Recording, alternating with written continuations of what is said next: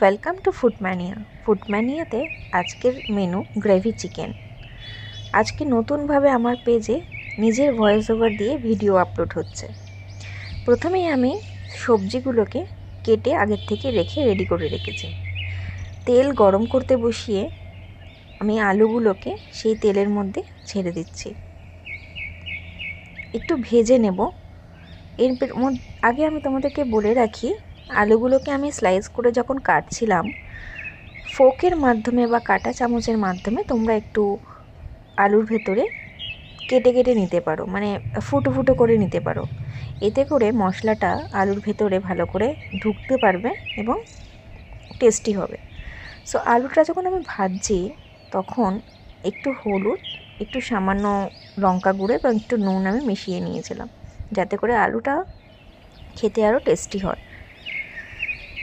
এরপর দেখে নাও, মাংসে আমি আগে থেকেই 500 গ্রাম চিকেন আমি আগে থেকেই নুন, হলুদ আর সাদা তেল দিয়ে ম্যারিনেট করে রেখে দিয়েছিলাম প্রায় 30 মিনিট। আলুগুলো ভাজা হয়ে গেলে কড়া করে সেগুলো আমি একটা পাত্রে আলাদা করে তুলে রাখছি।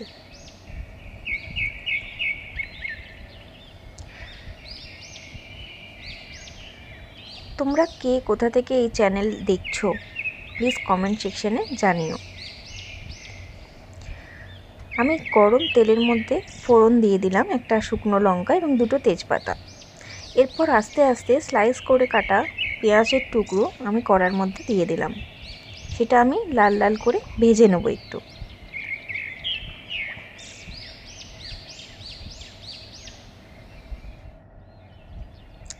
এরপর স্লাইস করে কেটে রাখা রসুনের টুকরো আমি দিয়ে দিলাম। রসুনের টুকরোটা দেওয়ার আগে পেঁয়াজটা একটু 5 থেকে 7 মিনিট তোমরা ভেজে নেবে, যাতে করে পেঁয়াজের যে স্মেলটা আছে সেটা যাতে সরে যায়। তারপর রসুনের টুকরো অ্যাড করবে।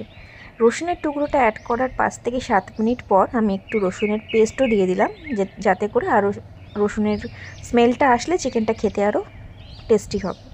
তো এটাও আমি 5 থেকে 7 মিনিট একটু কষিয়ে নেব।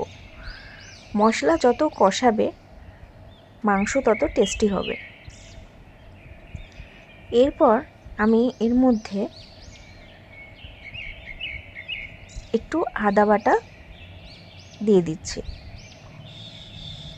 পরিমাণ মতো আদা বাটা দেওয়ার পর আমি এটা ভালো করে 5 থেকে 7 মিনিট আবারও কষিয়ে নেব।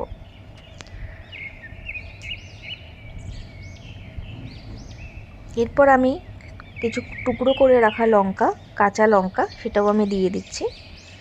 এটা দেওয়ার পর একটু নাড়িয়ে নিতে হবে, মশলাটাকে কষিয়ে নিতে হবে। এরপর আমি যে টমেটো স্লাইস করে কেটে রেখেছিলাম সেটাও আমি এর মধ্যে অ্যাড করে দিচ্ছি। 5 থেকে 7 মিনিট আমি আরও এই মশলাটিকে কষিয়ে নেব। মশলা যত বেশিক্ষণ আমি কষাতে পারবো মাংস রান্নার স্বাদ তত বেশি ভালো হবে। এরপর আমি আগে থেকেই একটু গোলমরিচ গুঁড়ো করে সেটি জলের মধ্যে আমি মিশিয়ে রেখেছিলাম, সেই জলটা এখানে অ্যাড করে দিলাম। এরপর সামান্য হলুদ গুঁড়ো, সামান্য লঙ্কা গুঁড়ো, পরিমাণ মতো, তোমরা যে যেমন পরিমাণ ঝাল খাও সেই বুঝে দেবে, ধনে গুঁড়ো এবং জিরে গুঁড়ো, মানে আমরা ইন জেনারেল যে মশলাগুলি প্রতিদিনের রান্নায় ব্যবহার করি সেটা অ্যাড করব। তার সাথে একটু কাশ্মীরি লঙ্কার গুঁড়ো আমি অ্যাড করলাম, যাতে কালারটা আরও বেশি সুন্দর হয়। একটু গরম মশলা আমি অ্যাড করে নিলাম। এবার এই মশলাগুলোকে আমি আরও 7-8 মিনিট প্রায় কষাবো। সামান্য একটু জল তোমরা দিয়ে নিতে পারো, যাতে করে মশলাটা আরও গ্রেভি, মানে আমি যেহেতু গ্রেভি চিকেন বানাচ্ছি সেহেতু এটা গ্রেভি চলে আসবে। পরিমাণ মতো নুন তোমরা মিশিয়ে নেবে।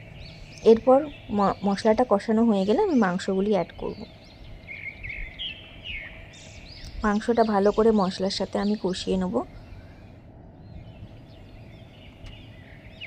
মশলাটা দেখুন ভালো করে যদি এরমভাবে মানে মিক্সড হয়ে যায়, তারপর আমি প্রায় 7-8 মিনিট ওটা আমি চাপা দিয়ে রেখে দেবো।